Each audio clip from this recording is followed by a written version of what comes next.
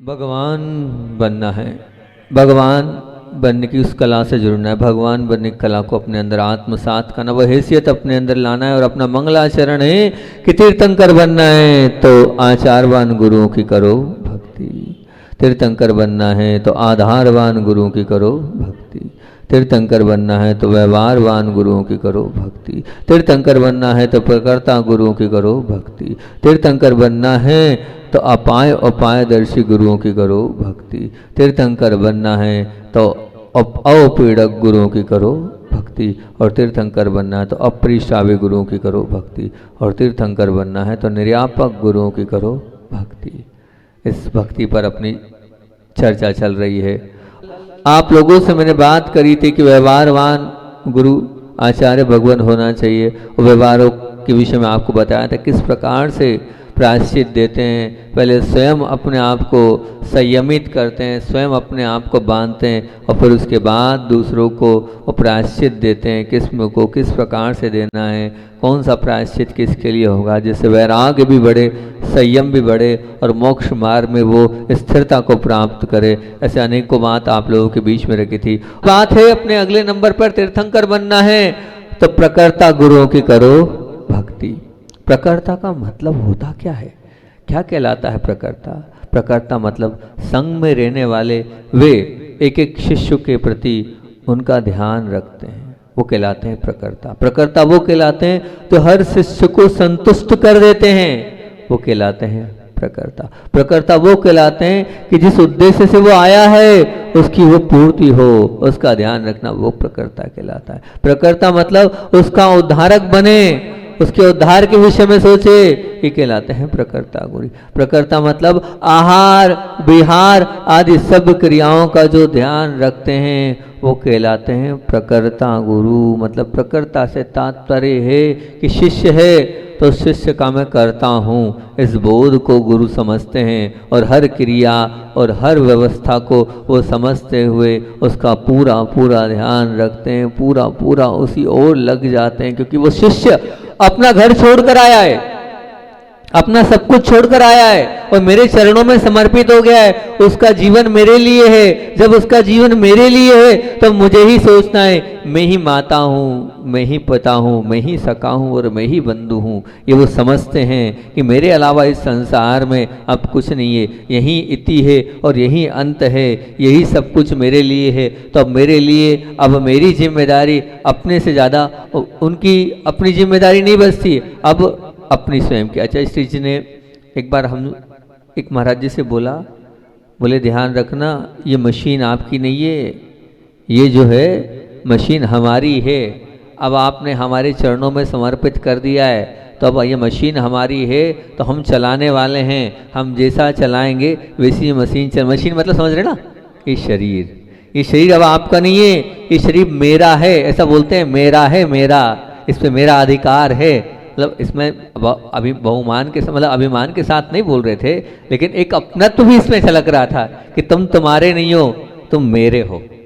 देखो, गुरु अगर बोल दे कि तुम तुम्हारे नहीं हो, मेरे हो, ये शरीर पे तुम्हारा अधिकार नहीं है, मेरा अधिकार है, इतनी सी बात बोल दी तो वो शिष्य भी बड़े ही अहोभाव के साथ कहता है कि कोई नहीं तो गुरु तो हैं। तो गुरु ध्यान रखते हैं प्रकर्ता भाव से, शिष्य की हर क्रिया पर, हर एक उस पर अपने आप को लगा देते हैं कि नहीं, ये आया है मेरे लिए, आया है मेरे चरणों में आया है, तो बस मुझे इसका पूरा पूरा आहार विहार आदि का ध्यान रखना है। क्या उद्देश्य लेकर घर छोड़कर निकला है, उस उद्देश्य को बार बार सामने वालों को बताना है, भैया तुम इस उद्देश्य को लेके आए हो और उसकी पूर्ति कर पा रहे हो कि नहीं कर पा रहे हो। देखना, हर क्षण हर पल उसके उद्धार के विषय में सोचना, किस तरह इस शिष्य का उद्धार हो सकता है, कैसे ये अपने कल्याण के मार्ग में आगे बढ़ सकता है, और ये हर क्षण मुझसे संतुष्ट रहे।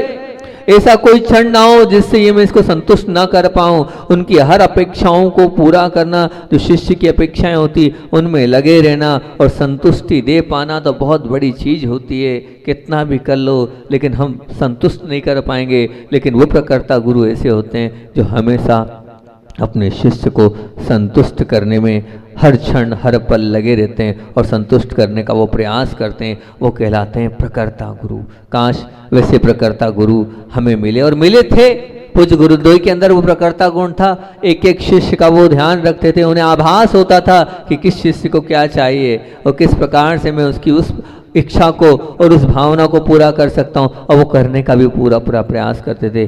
देश काल की परिस्थिति का पूर्ण आभास और सब चीज़ों को वो जानते थे कि देश क्या है, उस देश में कैसा व्यवहार करना चाहिए, क्या करना चाहिए, समय के अनुरूप प्रवृत्ति करते थे और प्रकृति प्रवृत्ति में वो प्रवर होते थे, प्रखर होते थे। हमें क्या करना है, क्या नहीं करना है, किस प्रकार से करना है, इसका विवेक उन प्रकृता आचार्य भगवान में होता था। मैंने एक उदाहरण आपको बताया था पहले भी कि देखो कैसे प्रकृता गुरु होते हैं, जो आगे का ध्यान रखते हैं कि क्या होगा, किस प्रकार से होगा, और मुझे मेरे पूरे संघ को संभालना है और पूरे संघ को देखना है। मैं करता हूँ, कुछ होगा तो मेरे पर आएगा, मैं ही उसका जिम्मेदार होऊंगा। अस्वस्थता आती है तो भी मैं ही उसका सब कुछ रहूंगा। तो कितना उससे वो कैसे निमित्त ज्ञानी थे। सब पूरी दुनिया मना कर रही थी कि आप अमरकंटक मत जाओ मत जाओ मत जाओ। पूरा संग लगा था मत जाओ। प्रतिभा स्थली की बहनें रो दी, फिर भी आचार्य श्री जो वास्तविकता में उस समय प्रतिभा स्थली को बहुत आवश्यकता थी। उस पल, उस क्षण जब प्रतिभा स्थली का प्रथम वर्ष था, उस प्रथम वर्ष में प्रारंभ होना था और आचार्य श्री का वहाँ होना बहुत जरूरी था। ये मैं भी कहता हूँ कि वो परिस्थिति गुरुजी की जबलपुर में जाने योग्य थी। प्रतिभा स्थली में वहाँ पर उनको वर्षा योग करना था, चातुर्मास करना था, लेकिन जाते जाते क्यों पलटे, पूरी दुनिया नहीं समझ पा रही थी कि चरण उधर थे। फिर 20 किलोमीटर क्रॉस कर गए और क्रॉस करने के बाद जब पूरा उन लोगों को समय दिया, उन लोगों के लिए सब कुछ बताया कि ऐसा ऐसा होना चाहिए, सब पूरी तैयारी हो चुकी है, वहाँ पूरी व्यवस्था हो चुकी है, सब कुछ हो चुका था, उसके बावजूद भी गुरुदेव ने अपना मुख बदल दिया। समझ में नहीं आ रहा है। कमेटी जबलपुर की पूरी समाज लगी, तिलवारा में तैयारी हो रही, कहाँ गुरुजी रुकेंगे, कहाँ साधु रुकेंगे, कहाँ सोच व्यवस्था, कहाँ आहार व्यवस्था, और टीन शेड बनने लगे। सब कुछ की तैयारियां हो गई कि चातुर्मास कराना है और प्रतिभा स्थली का प्रथम वर्ष गुरु की सन्निधि में गुरुकुल की पद्धति पर प्रारंभ होगा। ये पूरी संयोजना, ये पूरी योजना थी, लेकिन उस पूरी योजना और संयोजना को आचार्य श्री जी ने पलट दिया और अपना रास्ता दूसरी ओर कर दिया। पूरी जबलपुर नतमस्तक हो गई। रास्ते भर, बिहार भर बार बार बसें आ रही है, आचार्य श्री चलो, आचार्य श्री चलो, आचार्य श्री चलो। पूरी दीदियाँ रो रही है, बार बार वही हो रहा है, पूरा वैसे मातम जैसा मचा है कि ये गलत हो रहा है। आचार्य श्री जिस और उस स्थान पर कोई आवश्यकता नहीं है, क्योंकि जिस स्थान पर चातुर्मास करने जा रहे हैं वहाँ ना धन की आवश्यकता थी, ना समय की आवश्यकता थी, ना ऐसा जरूरी था कि वहाँ जाना पड़ेगा गुरुजी को। बिना उसके उस ओर बढ़े जा रहे हैं कदम। और फिर उसके बाद एक बार आचार्य श्री जी की बातचीत में ऐसा लगा हो सकता है आचार्य श्री यहाँ से पलट जाएंगे। तब पूज्य प्रणम सागर जी महाराज जी के शब्द थे कि मैं उनकी जीवनी लिख रहा हूँ और उनकी जीवनी संस्कृत में लिख रहा हूँ। बहुत अच्छी उन्होंने जीवनी लिखी थी। योग संयोग की बात है कि वो जीवनी मतलब उन्होंने जो लिखी थी लाइफ पूरी उनकी वो चोरी चली गई थी बाद में। बहुत सुंदर उन्होंने रचना वो करी थी, वो पूरी की पूरी विस्तृत संस्कृत में उन्होंने पूरा करा था कि हजारों साल बाद भी आचार्य श्री। तो उन्होंने कहा था आचार्य श्री जी अगर पलटते हैं तो मैं कहूँगा ये आचार्य श्री जी का जो है पुण्य का ये दुरुपयोग कर रहे हैं। बोले मैं लिखूंगा गुरुजी के विरोध में ये लाइन लिखूंगा कि आज इतने नए नए से इतने अंतराय आ रहा है और 200-250 किलोमीटर आगे 250 किलोमीटर पलट के जाएंगे, तो इस बात को मैं जरूर अंकित करूंगा कि आचार्य श्री का निर्णय ठीक नहीं है, ऐसे निर्णय नहीं लेना चाहिए। मतलब थोड़ा सा आक्रोश उनको भी था कि ऐसा थोड़ी होता है कि 200-250 किलोमीटर फिर जाओ, ये कोई हंसी मजाक है क्या, इतना बड़ा संघ लेके। लेकिन आचार्य श्री जी तो आचार्य श्री जी वो तो सिर्फ मात्र सबको क्या प्रोत्साहन दे रहे थे, हाँ हाँ भावना रखो, मन तो हमारा भी बन रहा है। इतनी सी बात बोल दी प्रवचन में, इसका इतना सा तो उनका बोलना होता है, इतने में पूरी कहानी पलट जाती है। फिर तो अफवाहें चलने लगती है जबलपुर जबलपुर जबलपुर, और ये सब कुछ होने लगा। और जब ये सब कुछ होने लगा तब प्रणम सागर जी के जंगल में हम थे और वो थे, तीसरे कोई नहीं था। उनने किसी से नहीं बोला, लेकिन हमसे वो बात बोली थी उनने कि ऐसा मैं निश्चित रूप से लिखूंगा अगर गुरु जी पलट गया आज तो, ध्यान रखना। और वही मोड़ था, अगर मुड़ना होगा तो आज मुड़ जाएंगे, अब मुड़े नहीं तो फिर आगे बढ़ना है, फिर जबलपुर कैंसिल, आखिरी रास्ता। इसके बाद तो फिर निश्चित रूप से वो बढ़ना है। और वो मोड़ था, वो पूरी जबलपुर समाज लगी थी। लेकिन जब आचार्य भगवान ने सोच लिया है तो वो किसी की मानने वाले हैं और किसी की सुनने वाले हैं क्या, ना मानते हैं ना सुनते हैं। मानना और सुनना होता तो सदलगा को छोड़ के क्यों आते, मानना और सुनना होता तो सदलगा को छोड़ के क्यों आते। वो चल दिए और पूरा संघ उनके पीछे पीछे चलने लगा। क्या है यार, समझ में नहीं आ रहा है। इतने के बावजूद भी फिर भी कह रहे थे पलट जाए गुरुजी, पलट जाए गुरुजी, कुछ नहीं हुआ, अभी भी 5-7 किलोमीटर चले। लेकिन नहीं, जो कदम आगे बढ़ जाते हैं वो कभी पलटते नहीं हैं, क्योंकि वो औरों की सलाह से ज़रूरत भी पड़े तब भी लेते जरूर हैं, पर खुद सक्षम होते हैं अपने निर्णय लेने में। वो किसी की और की चिंता नहीं करती, कोई क्या कहेगा, कोई क्या कह रहा है। चले गए। चले जाने के बाद वो चतुर्मास पूरा अमरकंटक में हुआ था, और अमरकंटक में वो पूरा चतुर्मास हुआ। उस चतुर्मास में अंत में आचार्य श्री जी ने उस बात को खोला था। क्या खोला था? पूरा देश, पूरा प्रदेश परेशान था चिकनगुनिया से। इतनी बीमारी फैली थी कि हर संघ में अस्वस्थता थी, हर शावक बीमार था, घुटने दर्द से परेशान था, और वो जो इस प्रकार का वहाँ पानी कम गिरा था तो ऐसी वो बीमारी फैल गई थी, और उस बीमारी में सब लोग परेशान थे। और अमरकंटक में चिकनगुनिया का नामो निशान नहीं था, कुछ भी चिकनगुनिया की कोई वहाँ पर कुछ वो नहीं थी। तब आचार्य श्री ने कहा था, ज्ञान सागर जी करा रहे थे, मैं क्या जानूँ, मैंने इसलिए रास्ता पलटा था कि गुरु ज्ञान सागर जी कह रहे थे इधर चलना है, इधर चलना है। मैं थोड़ी आ रहा था, वो ला रहे थे। वो इसलिए ला रहे होंगे क्योंकि मुझे मालूम था कि वहाँ गए तो पूरा संघ जो है पीड़ित हो जाएगा, पूरे संघ में सबको तकलीफ हो सकती है और चिकनगुनिया हो सकता है। जो लोग अमरकंटक में रुके थे, वहाँ अमर जो बाहर से थे सब कहते वहीं रहो, क्यों इधर मत आना, इधर आओगे तो एक को लग रहा है, दूसरे को लग रहा है, दूसरे को लग रहा है, तीसरे को लग रहा है, सबको चिकनगुनिया और सब बीमार हो रहे हैं, मत आना। तो जो लोग वहाँ थे वो वहीं टिके रहे, जो लोग वहाँ थे वो वहीं टिके रहे कि ठीक है पहले वो पूरी बीमारी शांत हो जाए उसके बाद आएंगे। पहाड़ पर ऊपर ठंड थी, उस शीत वातावरण में वो चिकनगुनिया वहाँ तक नहीं आ पाया, नीचे के नीचे ही, इस मध्य प्रदेश के इस नीचे के नीचे ही परिसर में वो रहा। ये कहलाते हैं प्रकर्ता गुरु। आगे का वो देखते हैं, किसी के कहने पर नहीं चलते हैं कि लोग रो रहे हैं तो उनके रोने में आ जाऊं मैं, लोग बोल रहे हैं तो मैं उनके बोलने में आ जाऊं मैं, इतना ज़्यादा मुझ पर दबाव हो रहा है, इतना ज़्यादा प्रेशर आ रहा है। नहीं, बिल्कुल नहीं। अगर थोड़ा सा भी वो अपना थोड़े से विचार में और थोड़े से वो दया, अब हम तो जरा से में क्या करें, हमारे अंदर वो नहीं है। हमें कोई अगर रो दे तो ख़त्म हो गई कहानी। हम तो किसी कोई अगर बोले ले कर लो, हम कर लेते हैं, क्या करें। अच्छा, इससे बिल्कुल इसमें विषय है ना, बिल्कुल नहीं है, नहीं, वो गुण हमारे अंदर नहीं है। हम बहुत क्या करें, सरल सहज जल्दी से जल्दी मान जाते हैं। हमसे लोग यूँ बोलते भी हैं आप हमेशा जीवन में परेशान रहोगे। एक बार अभी हम जहाँ थे बामोरा में, तो अतुल सागर जी महाराज जी के बड़े भाई साहब ने बड़े हाथ जोड़ के समझाया। बोले मैं आचार्य श्री को जाके आपकी शिकायत करूँगा। बोले ऐसा थोड़ी होता है, बोले आप हम हमेशा हर व्यक्ति की बात मान लेते हो, हाव हाव कर लेते हो, ऐसे हाव थोड़ी किया जाता है। थोड़े आप थोड़ा प्रेशर, आप बड़े भी हो, थोड़ा प्रेशर दिया करो, थोड़ी आंख दिखाया करो, थोड़ा सा तेज हुआ करो, कुछ करते ही नहीं हुआ, यही तो है, आपका दुरुपयोग हो जाता है। फिर हमने कहा जो होगा सो होगा, जो जिसकी जाने। हमारे व्यवहार में तो हमारा परिवर्तन ना हुआ है और ना होगा। हमसे गुस्सा करते बनता नहीं है, वो गुस्सा आ जाता है तो जब मैं गुस्सा कर लेता हूँ ना, सच कह रहा हूँ, उसके बाद 2-3 घंटे मेरे खराब हो जाते हैं। मैं ये कहता हूँ ये मैंने क्या कर लिया, मेरा स्वभाव ऐसा है ही नहीं, मैं तेज क्यों हो गया, मैंने गुस्सा क्यों कर लिया, मैंने गलत क्यों बोल दिया, मैंने क्यों इस प्रकार से कर लिया। बार बार फीलिंग होती है मेरे लिए, तो मेरे अंदर तो वो गुण चाह कर भी मैं ला नहीं पाता हूँ, गुस्सा कर नहीं पाता हूँ। और आप लोग भी देखते हो, थोड़ी आंख दिखा देता हूँ पर मुस्कुराहट आ जाती है, तो आप उसका दुरुपयोग कर लेते हो। ठीक है, करो, कोई बाधा नहीं है। मैं अपने स्वभाव में परिवर्तन नहीं लाने वाला, मेरा तो जो स्वभाव था है उसी को मैं हमेशा बनाकर रखूंगा।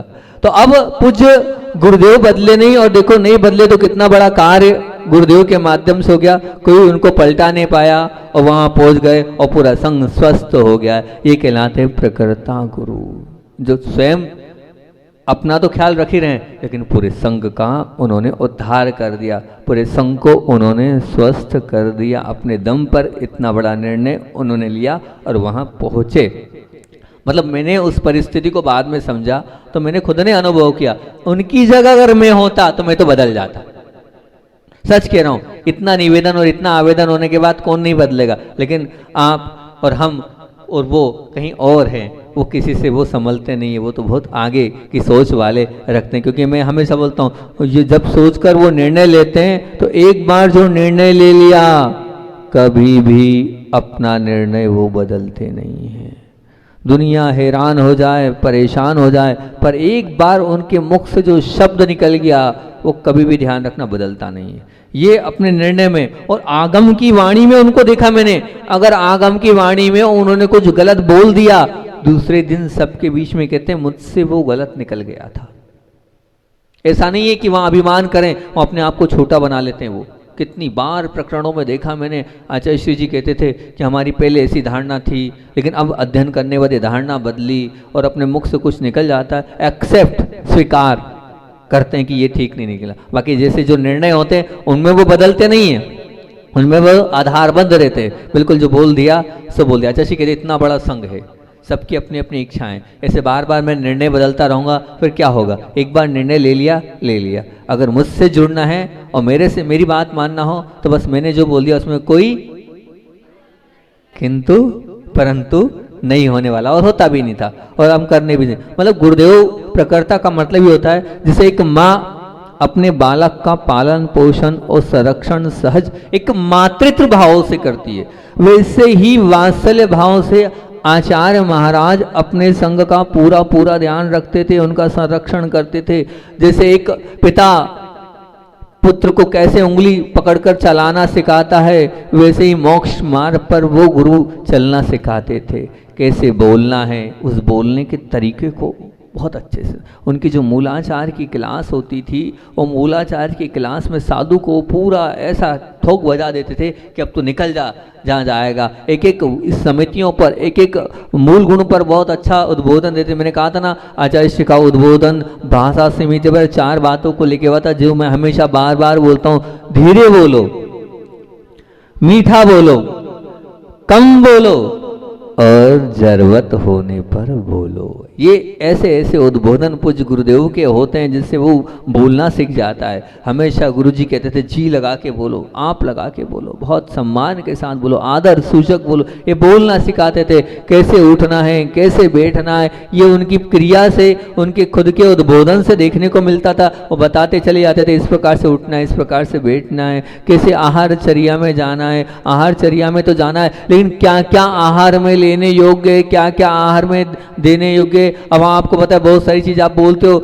लेकिन जब गुरु ने समझाया तो अपने आप परिवर्तन। जैसे मान लीजिए आप लोग आंवला भिगोते हो ना, आचार्य श्री की 2-3 चीजें बता देता हूँ, याद आ रही है, आपके जीवन में बहुत काम आएगी वो। आंवले को आप भिगोते हो, भिगोने के बाद उसका पानी जो होता है वो आप देने का प्रयास करते हो, बिल्कुल नहीं देना। क्यों? आचार्य श्री का अनुभव, आचार्य श्री जी ने कहा है कि आंवले का जो पानी होता है इतना ठंडा होता है, इतना ठंडा होता है, इतना ठंडा होता है कि अगर लेना भी तो चम्मच से लेना, और वो भी कब लेना, जब लू चल रही हो तब।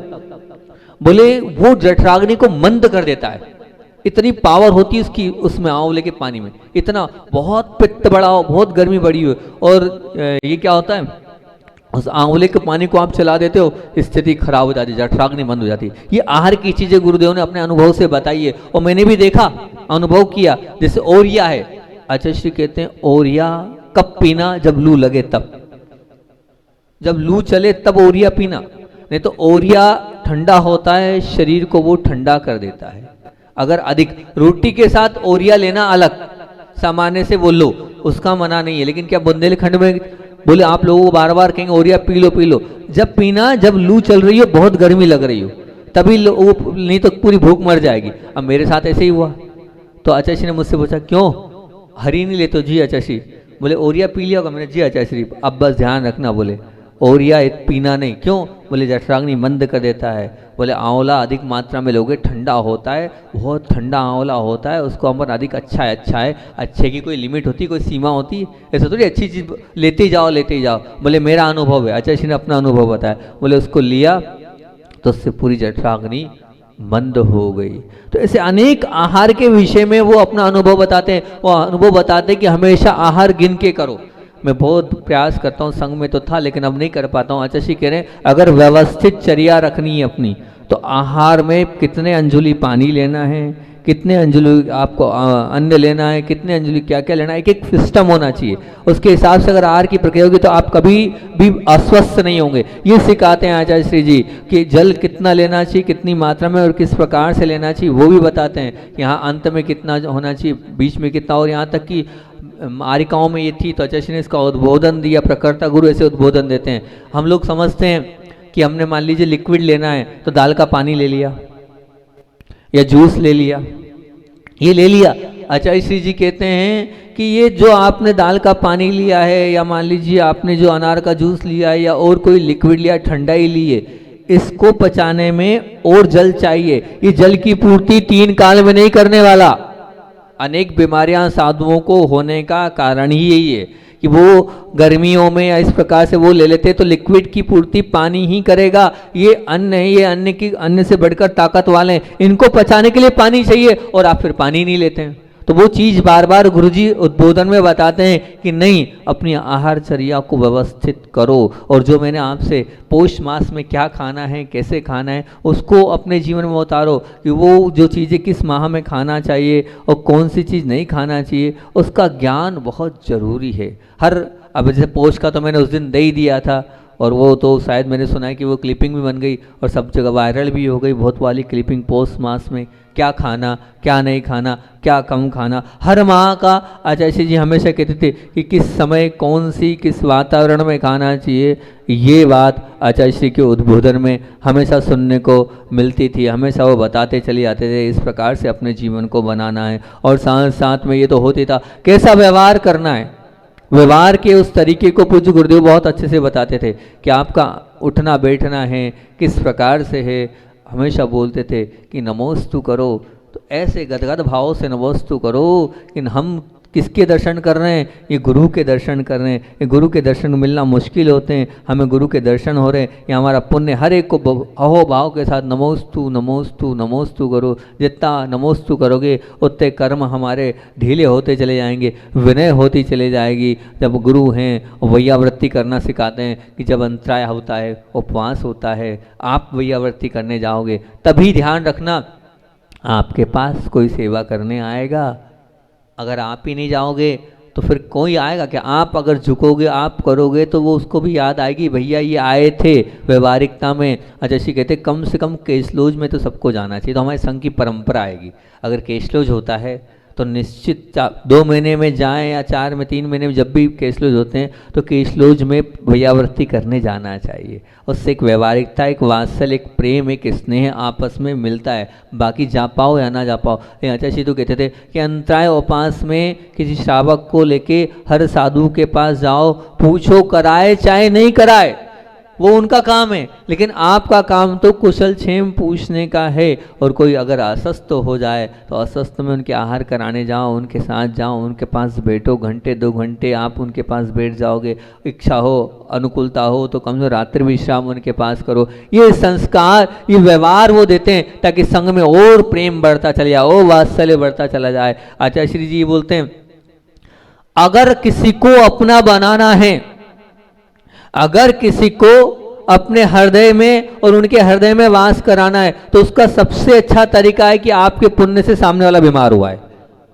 क्या बोलते थे? आपके पुण्य से सामने वाला बीमार हुआ है, बस उसकी बीमारी में आप साथ दे दो।